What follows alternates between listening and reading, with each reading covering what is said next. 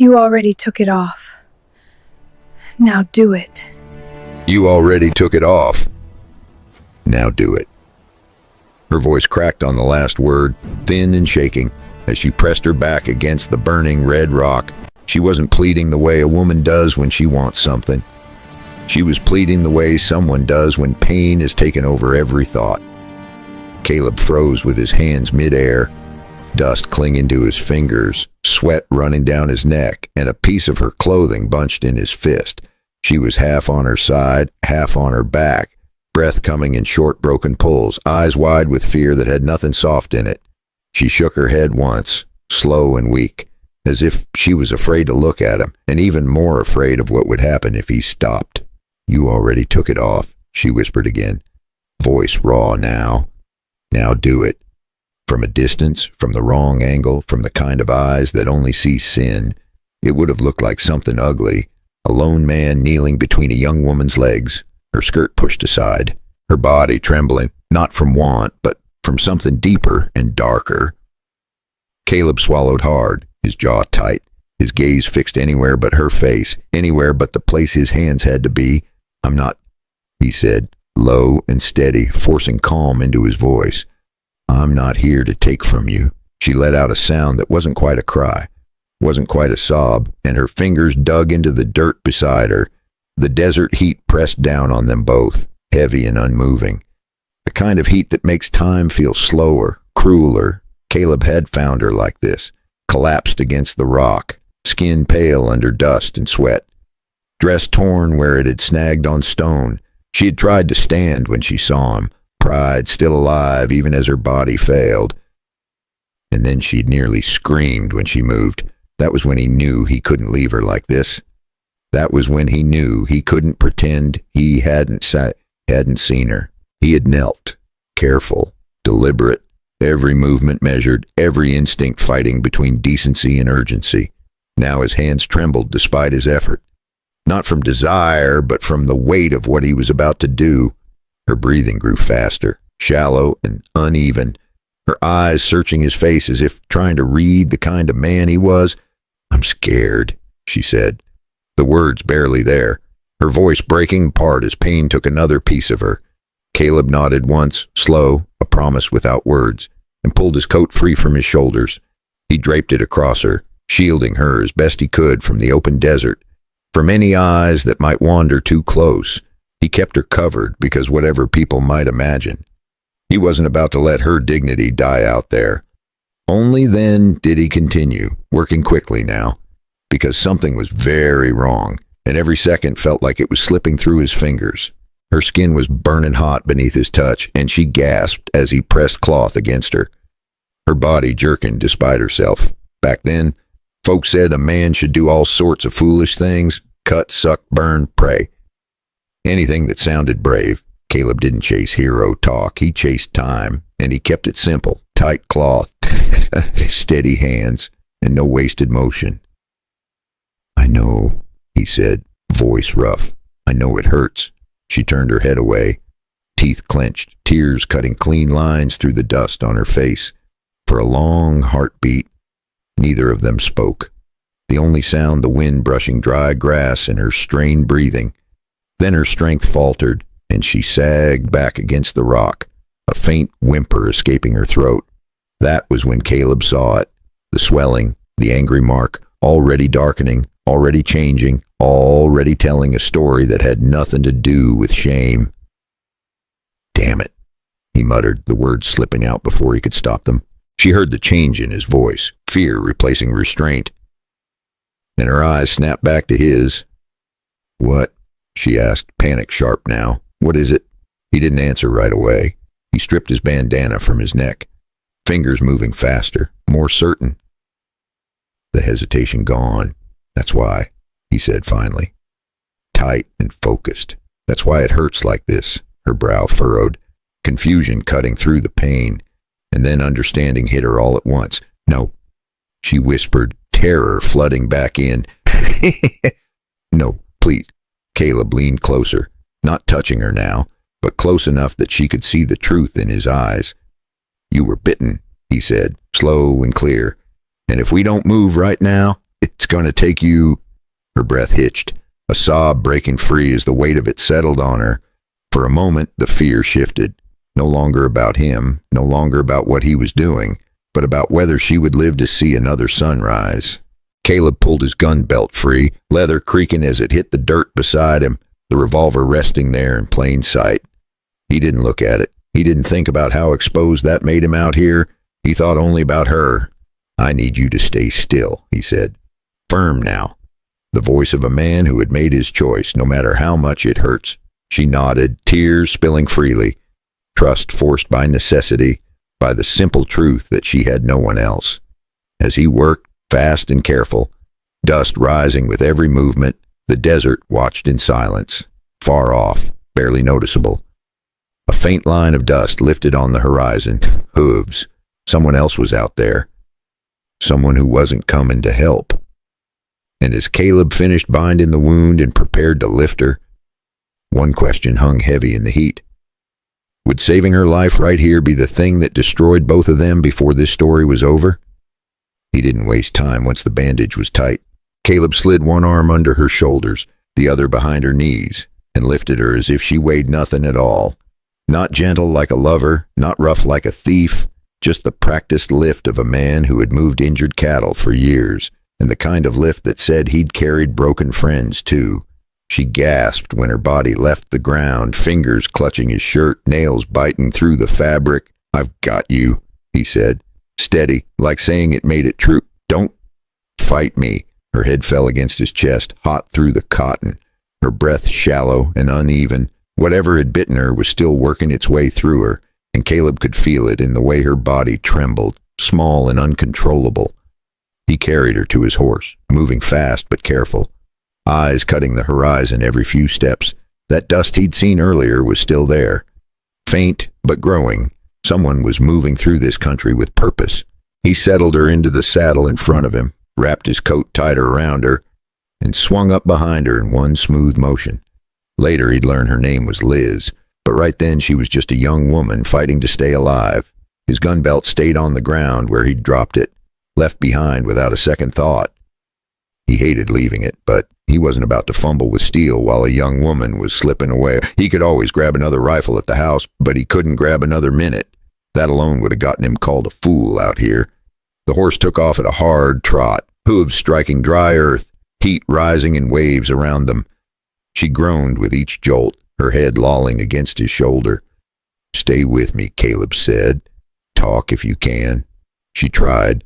Her lips moved, but only a sound came out, thin and broken. "That's fine," he said.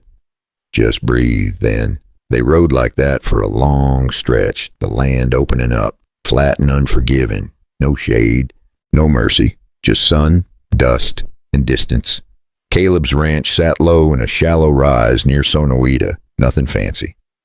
A weathered house, a barn that leaned more than it should, a windmill that groaned when the breeze hit it right. Home. He swung down and lifted her again, carrying her inside where the air was cooler. Shadows long across the floor.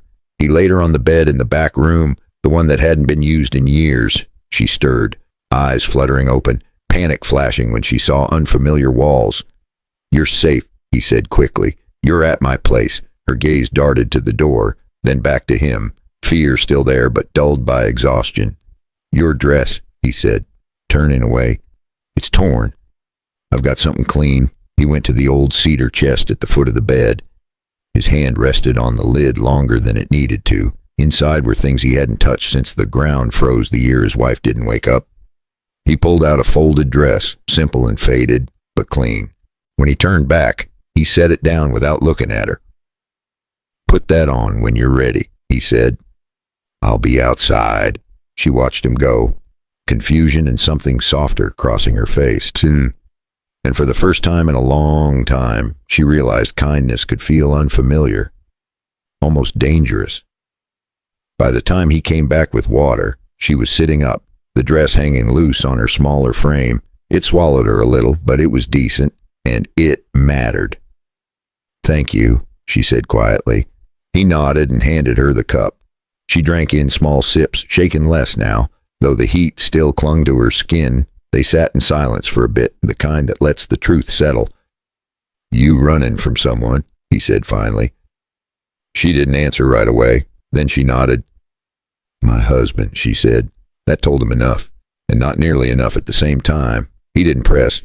He'd learned a long time ago that people tell you what they can when they're ready. Outside, a horse whinnied. Caleb's head came up. He stepped to the window and looked out across the land. Dust again. Closer now. Too close. He felt that familiar tightening in his chest, the warning that trouble had found him whether he wanted it or not. He turned back to her. "Listen," he said. "Whoever you ran from might come looking. When they do, they'll ask questions. They'll tell stories." Her eyes dropped to her hands. "He's good at that," she said. "Making himself sound right." Caleb sighed, rubbing the back of his neck. "Then we'll be better at telling the truth," he said. "But we do it smart." She looked up at him then, really looked, as if measuring the man he was against the man she feared. Outside, the wind creaked the windmill, slow and tired. Inside, two lives that hadn't planned on crossing sat quietly in the same room, both knowing this wasn't going to end clean. And before we go any further, if stories like this are your kind of thing, quiet but heavy, take a second and subscribe to the channel. It helps more than you know. Pour yourself a cup of tea, settle in, and let me ask you something. What time is it where you're listening from right now, and where in the world are you hearing this story? And while you're thinking about that, notice what just happened here. A man made one hard choice in the dirt, and now an entire town is about to tell it for him. That's how the West worked, and if we're honest, that's how life still works. People don't always judge what you did. They judge what they think you meant, so keep that in your pocket, because Wade is about to weaponize that misunderstanding. And when he does, Liz won't just be fighting her husband. She'll be fighting the story everyone wants to believe. The dust didn't lie. By the time the sun leaned west, Caleb could see it plain from the porch. A low brown smear moving slow but steady across the flats. Not cattle, not wind. Riders. He didn't say anything right away. He just stood there with his hands resting on the rail, watching, counting the seconds between heartbeats the way men do when they know trouble is measuring them back. Inside the house, Liz lay quiet on the bed. Too quiet. That kind of quiet always made him uneasy. He stepped back in and checked on her. Her eyes were open now, clearer than before, though the pain still sat heavy in him. Whatever venom had hit her had slowed, not stopped. If it was a full bite, she'd already be gone, so whatever hit her hadn't given her the worst of it. "You hungry?" he asked. "Out here, a man can tell a lot by whether you can still complain about food." She shook her head. "Good," he said. "Means you're not dead yet." That earned him a faint smile. First one he'd seen. He poured fresh water, set it near her, and then did something he had not planned on doing when he woke up that morning. He pulled the rifle from its hooks above the door. He checked it. Old habit. Slow, careful, nothing fancy. Same rifle he'd carried longer than most folks carried grudges. Liz watched him without saying anything. You don't have to," she said finally. "I do," he answered. "Just not for the reason you think." He stepped back outside. The dust was closer now. Two riders for sure, maybe three. He couldn't make out faces yet, but he didn't need to. Men don't come riding like that to return lost property or ask polite questions. He walked to the barn, not rushing. Rushing made people nervous, and nervous men made mistakes. He saddled his horse halfway, just enough that it looked like he might ride. He left the gate open on purpose, let anyone watching think he was undecided. Inside the house, Liz sat up a little straighter. She could hear the sounds. Leather, hooves, shifting, wood creaking. "I know who that is," she said when he came back in. Caleb leaned against the wall, rifle resting easy in his hands. "Figured as much." "He won't stop," she said. "Not once he thinks he's been crossed." Caleb nodded. He'd known men like that. Men who thought marriage meant ownership. Men who confused strength with control. Men who believed fear was the same thing as respect. "What did you take from him?" he asked. She hesitated, then reached for the small bundle she'd kept tucked close since he found her. Folded paper, creased from being handled too much. Nothing that wasn't already mine, she said, but enough to ruin him if it ever sees daylight. That told Caleb more than she realized. The riders came into view at the edge of the property. One stayed back, the other rode ahead, confident, like he'd been here before. Caleb stepped out onto the porch again and waited. The lead rider pulled up a short distance away. A man in his early 30s, clean enough. Smile sharp at the edges, eyes that never quite stopped moving. "Afternoon," the man said. "Name's Wade Hart." Caleb didn't offer his. Names were handles, and he didn't hand strangers something to pull on. "I'm looking for my wife," Wade went on. "She wandered off.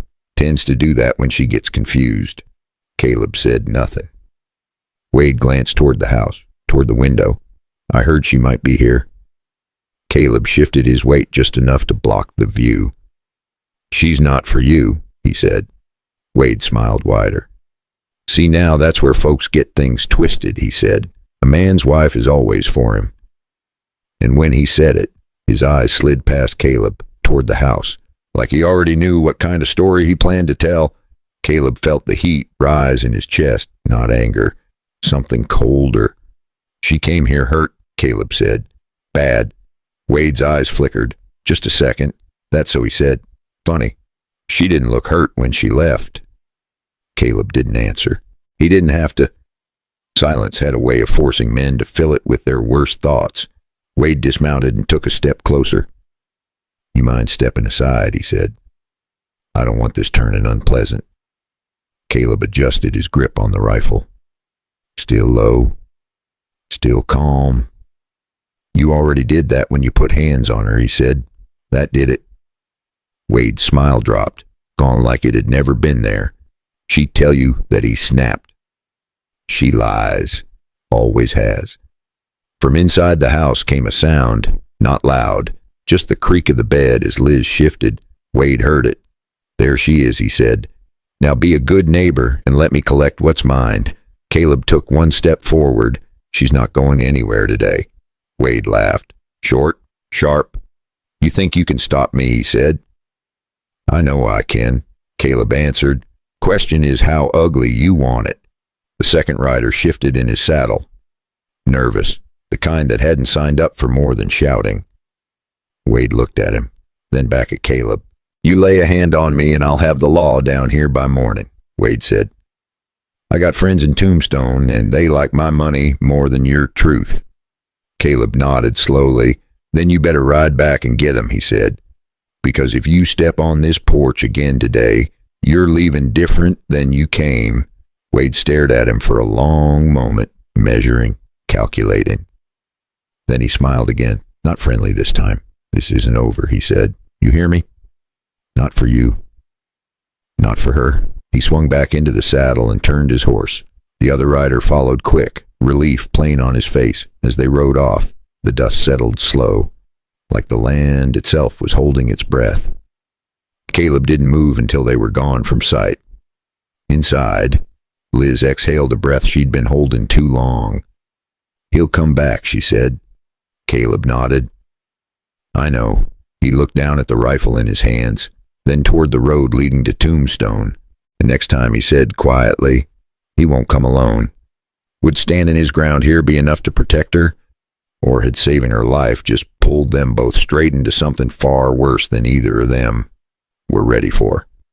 The next morning didn't bring relief. It brought clarity, and that was worse. Caleb was up before the sun, moving quiet through the house, the kind of quiet you learn when you've lived alone long enough. He boiled water, checked the bandage again, and watched Liz breathe until he was sure she was steady.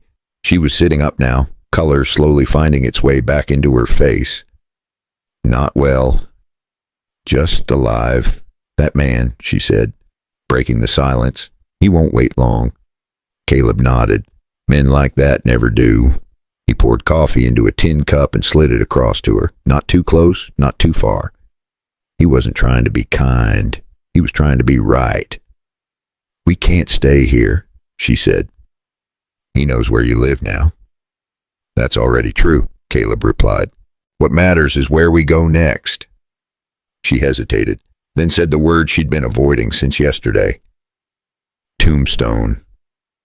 Caleb didn't answer right away, Tom. He stared out the window toward the road, where the dust had settled, but the threat hadn't. Tombstones where men go to get stories told about them. He said, "Most of them aren't fair." "I know," she said, "but it's the only place I can put my name down in front of someone who has to listen." That caught his attention. "You planning on telling more than one story?" he asked. She nodded once. "I have to." They left before the heat climbed too high. Caleb saddled 2 horses, packed light, and locked the house without knowing when he'd see it again. Liz moved slow but steady, her jaw set in a way that told him she was done running without direction. The ride to Tombstone was long enough to let thoughts wander, and short enough to keep them sharp. Neither of them talked much. They didn't need to. The town rose out of the dust like it always did. Loud, crowded, restless. Tombstone didn't care why you came. It only cared what you brought with you. They tied up near the edge and walked in, heads turned. They always did when a man like Caleb walked beside a woman like Liz. Too old, too young, too easy to judge. Liz felt those looks like heat on skin, not because she cared about strangers, but because she knew how fast a glance could become a rumor. Caleb knew it too. He didn't touch her arm, didn't guide her, didn't play the protector. He walked beside her like she was a person, not a possession. That small thing mattered more than most folks realize, because when Wade arrived, he wasn't going to fight them with fists first. He was going to fight them with shame. Inside the courthouse office, the air felt thicker, hot, close. The clerk barely looked up. "What do you want?" he said. Liz stepped forward. "I need to speak with someone about my husband," she said. That did it. The man finally looked up, eyes flicking between them, already building a version of the story he liked best. "Your husband file a complaint?" he asked. "No," she said. "I am." The clerk sighed and stood, slow like he was tired of trouble before it even started. He disappeared into the back. A few minutes later, a deputy came out, not young, not old, the kind of man who'd learned to keep his opinions light and his pockets heavy. He glanced at Wade first, like he already knew which side paid better. He listened. Sort of. Then Wade walked in, clean, confident, smiling like he owned the place. "There you are," he said, loud enough for others to hear. "I was worried sick." Liz stiffened. The deputy turned toward Wade like gravity had shifted. "You the husband?" he asked. Wade nodded. "That's me." Then he looked at Caleb. "And this is the man who took her," he said. "Found her half dressed out in the desert and decided she belonged to him." The room went quiet in that way that never ends well. Caleb felt it then, the trap.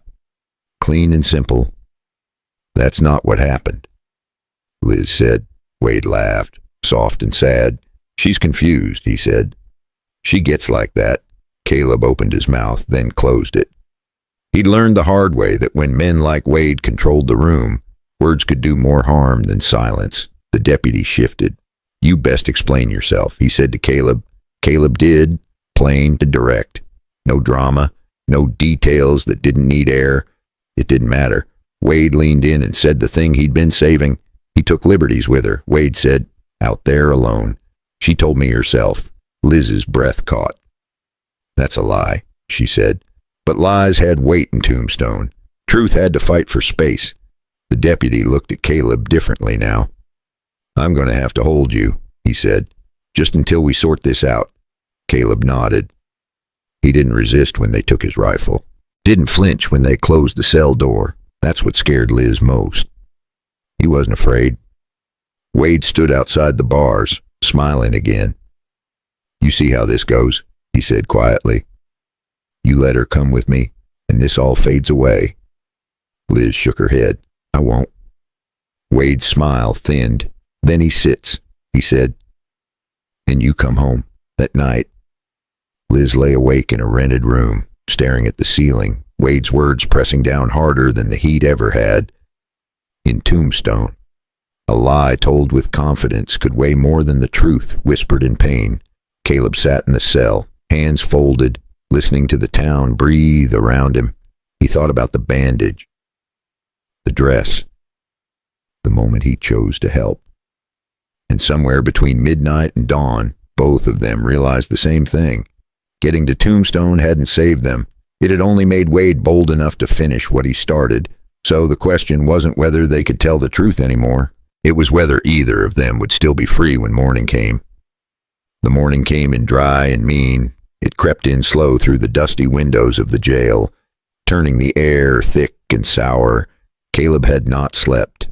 He sat on the bench with his back to the wall, listening to Tombstone wake up. Boots on boardwalks, a door slamming, someone laughing too loud for the hour. Across town, Liz stood at the wash basin in the rented room and stared at her own reflection like it belonged to someone else.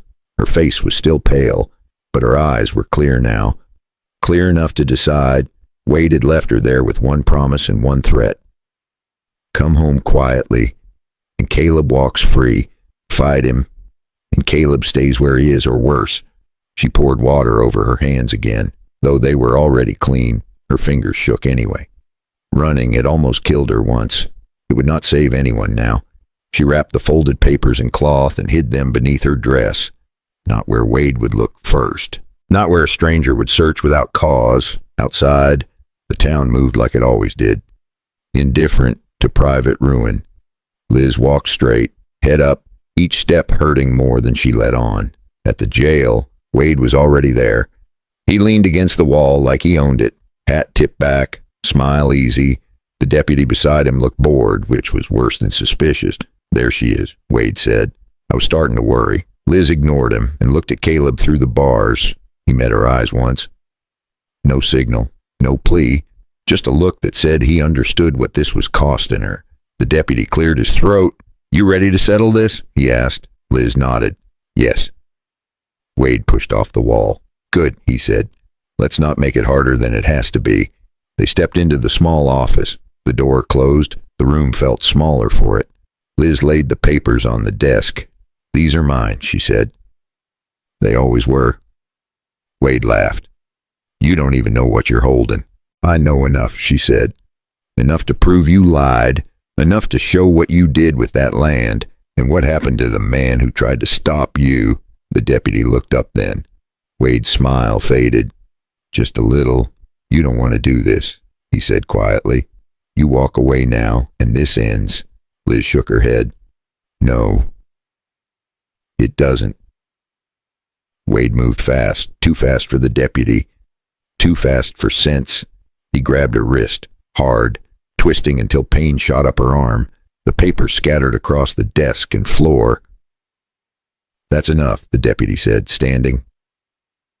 Wade didn't let go. That was the moment everything broke open. Caleb heard the sound first, a sharp cry. Liz. The walls were thin, and the whole place was built to carry noise. He stood when he heard her cry. The deputy reached for the keys, then hesitated, like he'd been told to let things happen. The cell door clicked open, not by accident, but by the kind of carelessness that comes when a man thinks the story is already decided. Caleb crossed the room in 3 steps and caught Wade's arm mid-twist. There was no speech, no warning, just a clean, hard movement, the kind learned from years of work and one lifetime of regret. Wade stumbled back, surprise written all over him. The deputy shouted. Someone else rushed in. Chaos filled the room. Caleb didn't swing again, and he didn't need to. Wade lunged, wild now, and slipped on the papers scattered underfoot. He went down hard. The deputy had his gun out by then. Enough, he barked. Wade froze. Liz pulled her arm free and stepped back, breathing hard but standing. The room went quiet except for the deputy's voice as he read what was on those pages. Deeds, dates, names, a pattern that did not look accidental. Wade started talking fast. You can't trust her, he said. She's sick. She makes things up. The deputy looked at him cold. Funny, he said. These papers say otherwise. They took Wade then, not as a finished verdict, but as a man who couldn't be trusted to keep his hands off anyone while the papers got checked. Outside, word spread fast. It always did in Tombstone. By midday, the story had grown legs. Not all of it true. Enough of it dangerous. Someone shouted that Caleb had attacked a man. Someone else said Liz was a whore. Another said Wade was being framed. The truth did not move as fast as anger. And in the West, the truth usually needed a witness, a signature, and someone stubborn enough to drag it into daylight. By late afternoon, it was clear they could not stay, not because they were wrong, but because Wade still had friends who wanted the story to stay the same. The deputy pulled Caleb aside. "You did right," he said, "but right don't always keep a man breathing in this town." Caleb nodded. He already knew.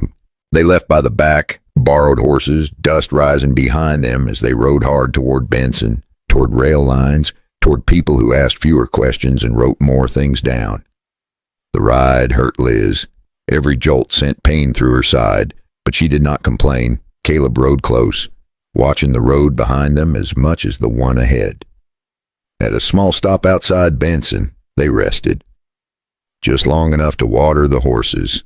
Liz sat on a crate, shoulders slumped, the weight of the last day finally settling in. "I didn't think it would go like that," she said. Caleb leaned against the wall. "It never does." She looked at him. "You could have walked away." He shrugged. "So could you." They shared a tired smile. Not relief. Not yet. Strange what a man notices when he's worn down to the bone. Caleb noticed the way Liz kept her shoulders square, even while her hands shook. He noticed she never once asked him to save her. She asked him to let her try. And that's the difference between rescue and respect. Out on that road, with dust in their teeth and trouble behind them, they weren't just running from Wade. They were running toward the first clean choice they'd made in years. As the sun dipped low, a train whistle sounded in the distance, and with it came another sound. Hooves, more than one. Caleb straightened, hand resting near the knife at his belt. He knew that sound now. Wade was not finished, and the road ahead was about to demand a price neither of them had paid yet. They rode until the land opened up and the noise of Tombstone faded into memory. The horses slowed on their own near the edge of Benson, tired like the people on their backs.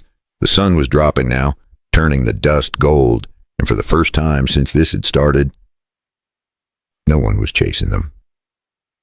Caleb swung down first and helped Liz dismount.